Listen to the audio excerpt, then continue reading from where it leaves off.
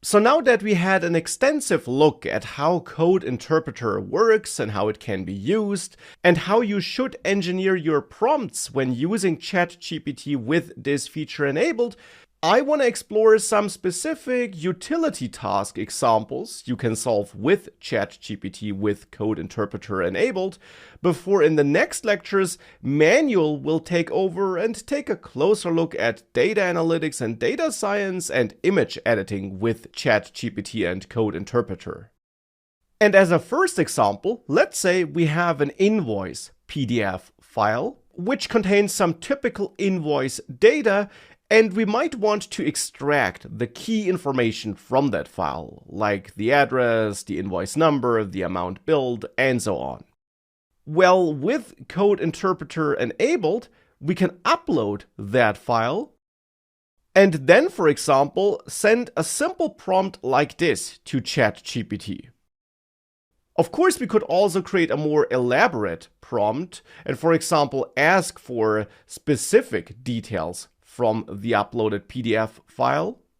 And as you can see here, even though it did not succeed at first try here, at least for me, it indeed was able to extract that information. Again, this might fail for you, and you can also definitely change the prompt, but using ChatGPT with Code Interpreter to analyze, for example, PDF files or images to extract information from them can be a very common use case where ChatGPT can save you a lot of time. Another great use case for ChatGPT and Code Interpreter can be the generation of dummy data. Now, actually, ChatGPT is already good for that use case even without Code Interpreter, but it can get even more powerful with that extra feature enabled. And you could therefore send a prompt like this to ChatGPT with Code Interpreter enabled to get ChatGPT to generate some dummy data, in this case some dummy sales data, where you then also might specify some details about that data, so regarding how it should be generated and which details should be contained. You can also ask ChatGPT to get a downloadable file, as you learned earlier in this section. And here I'm also explicitly telling ChatGPT to generate and execute some Python code that generates that dataset, because, as I mentioned, ChatGPT is already pretty decent at tasks like this without Code Interpreter, but especially for bigger datasets like the one I'm trying to get here, in this case, I definitely want to make sure that Code Interpreter gets used for generating that data.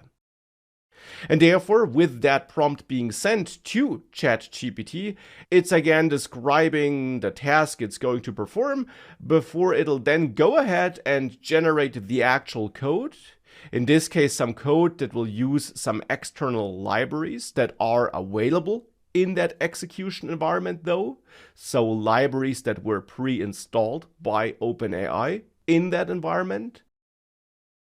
And after generating and executing that code, it will of course also go ahead and give me the result of that calculation. In this case as a downloadable file, because that's what I asked for.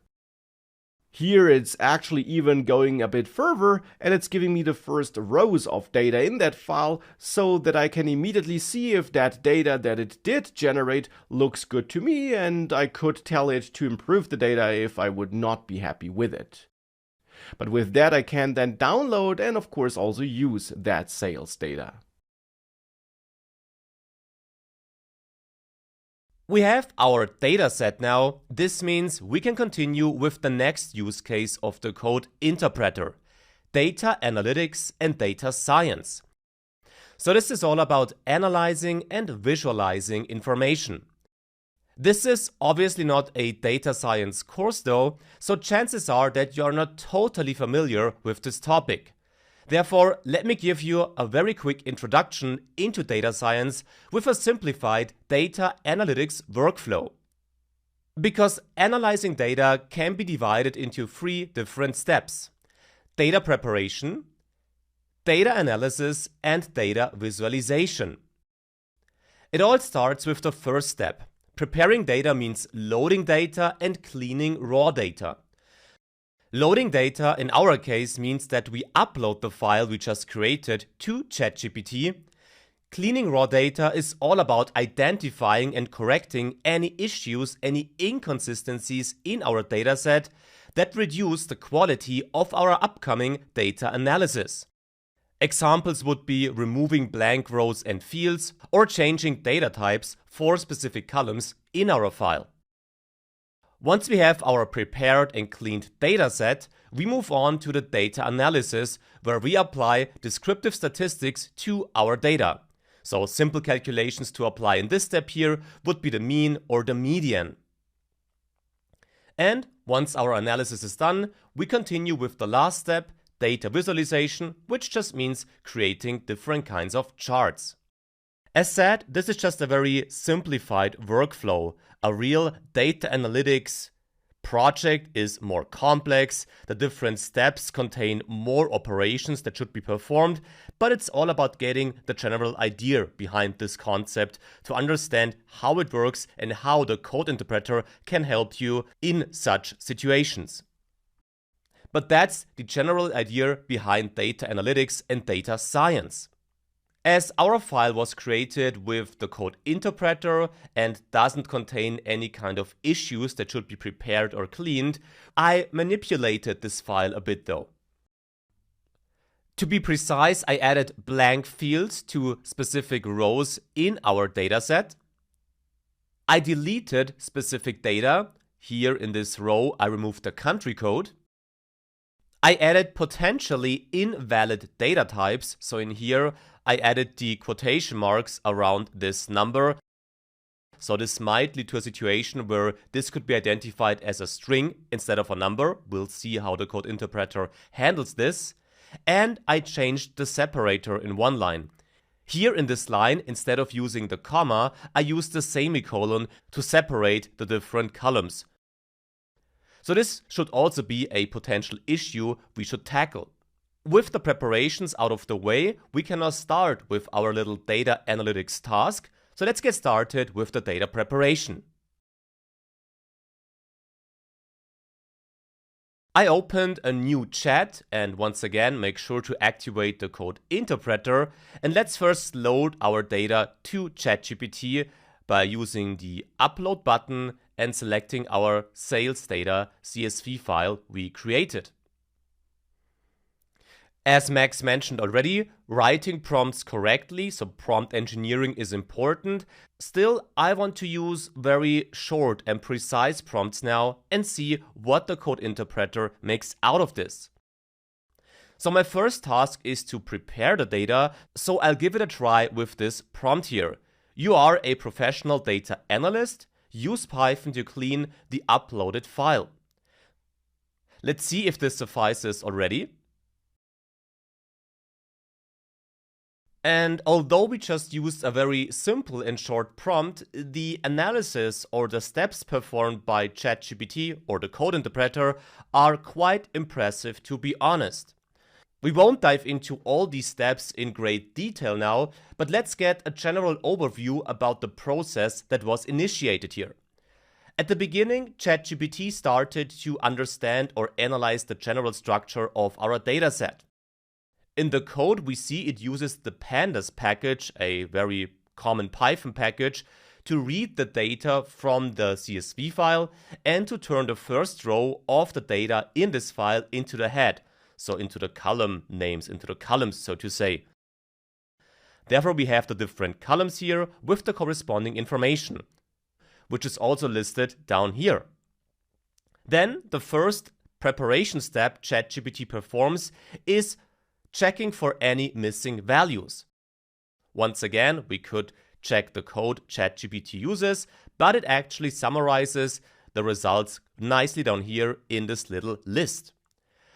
We see that we have 3 missing values for product ID, price, and quantity sold, and 2 missing values for sale country code.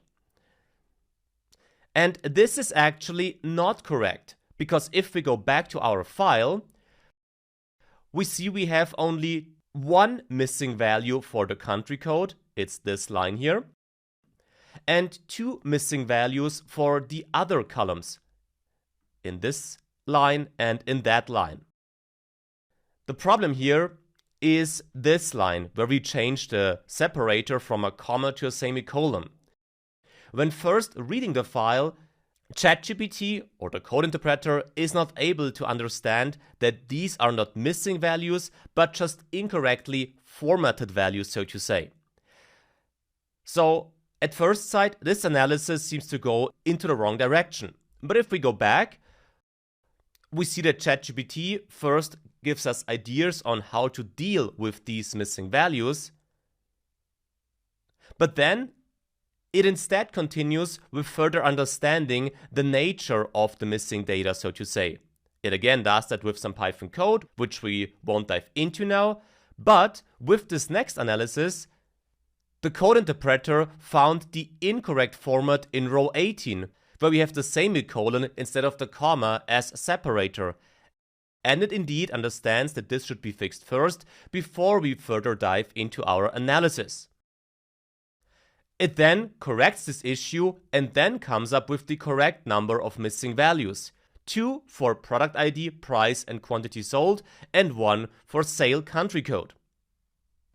It then decides to remove the rows with the missing data because coming up with other numbers doesn't add any value to our analysis, so removing here is instead the better approach. And after being done with the general cleaning steps regarding any missing values, it continues with the data type analysis. There it decides that date should be formatted as date time, which makes our later analysis for different days, for example, a lot easier. And it also proposes to change the format of the product ID column and the quantity sold column from a float to an integer, which makes sense in my opinion. It then performs these data type conversions. At this point, we could stop our data preparation step, but the code interpreter continues even more by checking the data for any inconsistencies. This would allow us to quickly see any unreasonable data in our dataset, which in our case doesn't seem to be a problem. And afterwards, it also analyzes the sale country column to see how many different countries we actually have in our dataset for the respective sales. Finally, we get a quick summary of the steps that were performed, and with that, our entire data preparation is finished already. As you learned, inside a specific chat, the code interpreter always uses the same sandbox, so we could continue our data analytics workflow without creating a new CSV file with the updated and prepared data.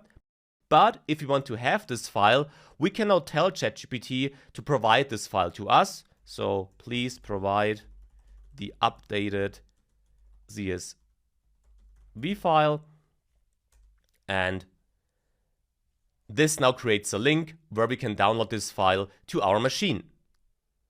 With this, our data preparation is done already. Now we can continue with the data analysis and the data visualization.